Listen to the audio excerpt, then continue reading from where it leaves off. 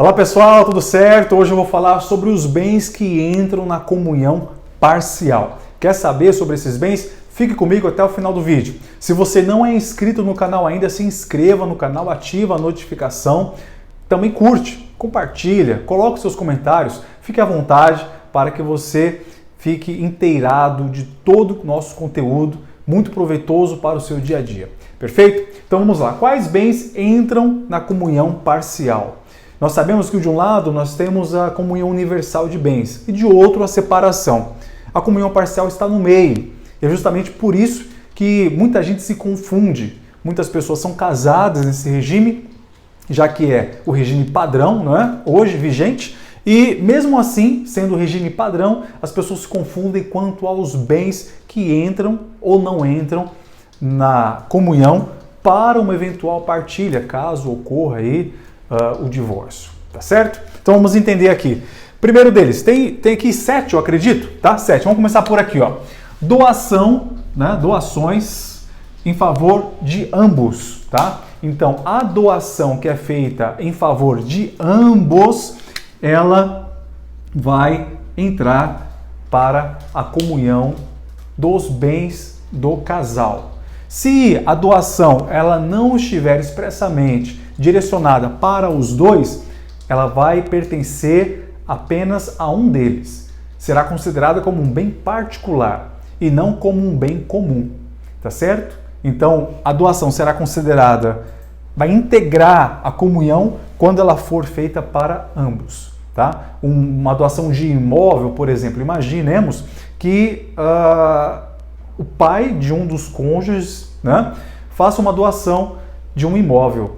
E na escritura pública de doação não menciona que é para ambos, coloca apenas o nome do filho ou da filha. Ora, esse bem será recepcionado como particular daquele que recebeu e não fará parte de uma eventual partilha caso ocorra o divórcio. Por quê? Porque é considerado bem particular. Então deve estar expressamente constando a doação para ambos. Se não constar, será exatamente, especificamente e exclusivamente daquele único cônjuge. Perfeito? Vamos lá então. O que mais? Saldo de FGTS. Então, os valores depositados a título de FGTS, ainda que não sacados, tá? Serão integrados na comunhão parcial de bens, tá? Então, durante a vigência do casamento, todos os valores depositados a títulos de FGTS, ainda que não utilizados e ainda que não sacados, farão parte de uma eventual partilha, tá? Integrarão a comunhão parcial de bens daquele casamento. Perfeito? O que mais? Créditos previdenciários. Esses créditos previdenciários não está se referindo ao valor, tá, do benefício, e sim valores acumulados, tá, créditos, valores acumulados, tá, que eventualmente possam ser liberados, tá? Então valores acumulados, imaginemos um processo, tá, de discussão previdenciária e durante aquele processo acumulam-se valores desses créditos. E esses créditos acumulados, tá, retroativos, serão também parte da comunhão parcial. É um bem, tá? Os créditos aqui é considerado como um bem que fará parte da comunhão parcial de bens daquele casamento. Perfeito? O que mais aqui? Benfeitorias. Tá? O que é benfeitorias? Benfeitorias é uma espécie de melhoramento em um bem, tá, que já existe. Então imagine uma casa com 2 cômodos, não é? E as benfeitorias ela visa melhorar, acrescentar. Então imagine só que um dos cônjuges já tinha uma casa, um imóvel construído com 2 cômodos, própria, particular, né? E no casamento ambos foram morar naquela casa. E durante a vigência do casamento, aquela casa que tinha 2 cômodos passou a ser, né, um sobrado. O que vai acontecer? Todas as benfeitorias, todos os acréscimos, tá, feitos no decorrer do casamento naquele imóvel, que já existia, será toda a benfeitoria será também acrescida na comunhão parcial. Integrará a comunhão parcial, entrará na comunhão parcial. Perfeito? Não é o imóvel todo, não é a casa que será partilhada, dividida, não é. Apenas os valores a título de benfeitorias. Tá certo? Então o imóvel continua sendo do mesmo dono, do mesmo cônjuge, né?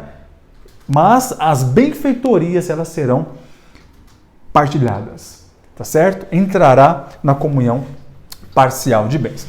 Desse lado nós temos aqui prêmio de loteria, tá? Então todo prêmio ganhado em apostas de loteria, os prêmios serão integrados, entrarão na comunhão parcial, tá certo? Então, se houver uma premiação de um bilhete da Mega Sena, esse valor deverá ser partilhado para os dois.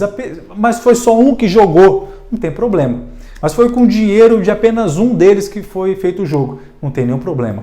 O prêmio será dos dois, integrará a comunhão parcial, entrará na comunhão parcial. E tudo que entra na comunhão parcial é bem comum, é bem dos dois e deve ser dividido na sua respectiva proporção. Tá certo? O que mais nós temos aqui? Verbas trabalhistas, tá? Então as verbas trabalhistas entram na comunhão parcial, mas de que forma que essas verbas entram? Não é salário, não é remuneração, tá? São as verbas. As verbas que o empregado teve direito durante o período do casamento e pleiteou essas verbas dentro também do período de casamento. Ainda que o desfecho desse processo, ou a sentença, ou o recebimento efetivo, não é, desses valores, sejam em momento posterior ao divórcio.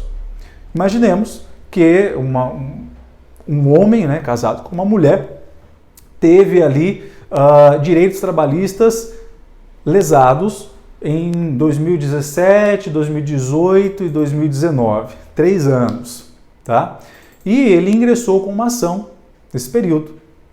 Só que ele divorciou em 2020.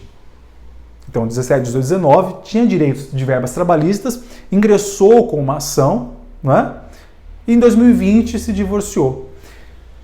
Essas verbas foram liberadas, ele ganhou o processo e as verbas foram liberadas em 2021, ou seja, depois do divórcio. Esse valor que ele recebeu deve ser dividido entre ele e a ex-mulher, a ex-esposa? Sim, faz parte da partilha também, entrou na comunhão. Por quê? Porque no período em que nasceram essas verbas, nasceu o direito e houve o pleito, a busca desse direito, ainda que esse direito seja efetivado em momento posterior, esse valor deve ser partilhado. Entra na comunhão parcial.